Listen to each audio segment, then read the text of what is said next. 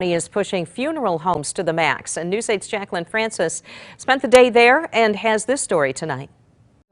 Just about every day in November, a Clark Funeral Home here in Muskegon would get another call from a new grieving family who had just lost a loved one to COVID-19.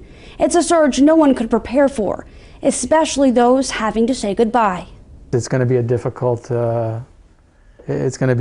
moment for her. It's my mom's birthday today too.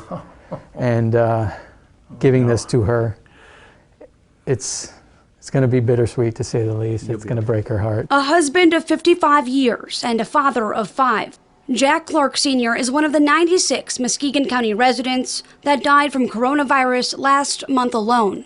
I lost my father, my best friend. Sitting at the funeral home where they last said goodbye, his youngest son, Jack Clark Jr., still can't believe he's gone. It happened fast. He died just a matter of days after being diagnosed. I had to ask a nurse, what am I supposed to do now?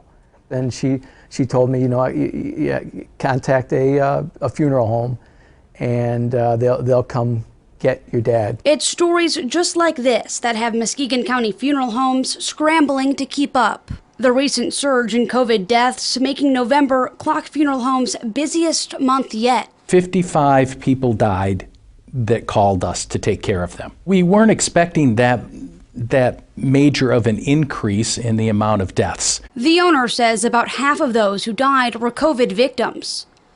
The spike in deaths causing a backlog in the processing system, as there's now a 10 to 15-day delay for funeral homes to file the paperwork alone. What people don't realize is that, yes, death certificates have to get filed and doctors have to fill out that information, and that all gets backed up. Due to state COVID restrictions, only immediate family could attend Clark's visitation. And for now, that will have to do. We're planning for something after this passes.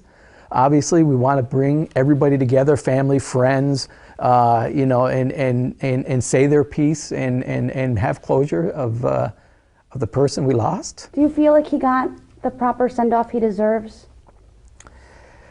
I think honestly, I think